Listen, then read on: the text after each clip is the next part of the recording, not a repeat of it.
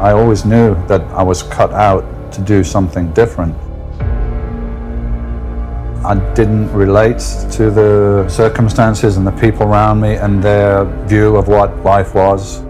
He was doing things over in England that I admired, you know, that cold environment, that hardcore approach, you know, the grungy, tore off sweatshirts, just, you know, sweat dripping with the old school headbands around, the old equipment, half of it's tore up.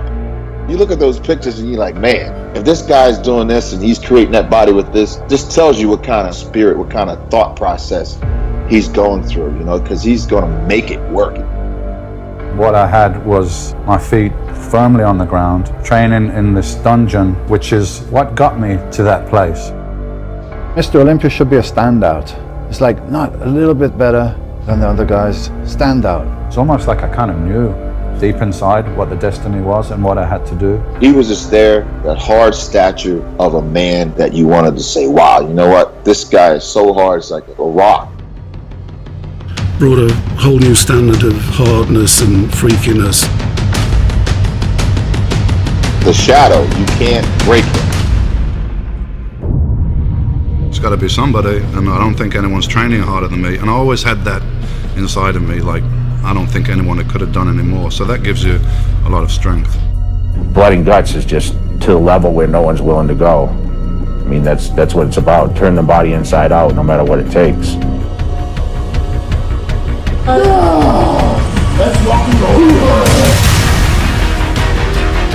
Something inside me, I've got to do this, and every day I've got to give 100% on that day of what I can do.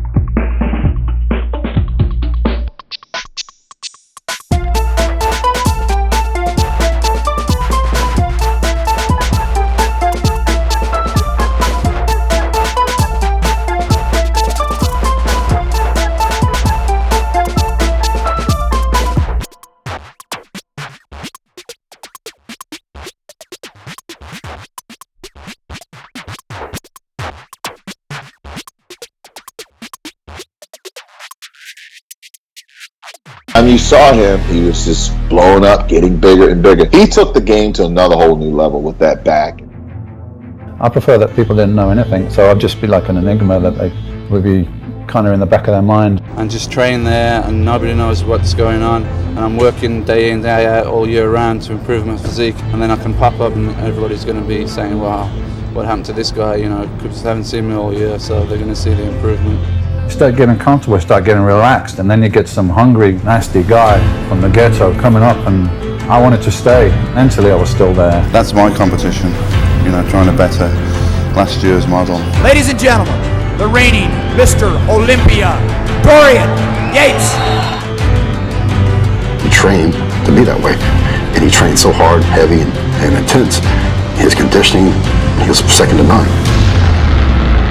It's like this thing, when people train, everyone thinks they train hard, doing it top notch, they're intense. They have no idea what intensity is about. The guys say that to me. They say, you know, we went the extra mile because we were chasing you all the time, but we know that you're just pushing all the time, so we got to keep pushing. We got the shadow looming over us. It was all business, and we can't take him out. And he told me that. He said I couldn't stand too near to you because it was like almost like a force field. Dorian Yates went on stage with an absolute feeling of indestructibility because I knew I'd done the work, and people could feel that, you know. I behind her when he walked out on stage. And as soon as he walked out on stage and stopped and turned, I'm like, this is over. He was so far ahead of everybody.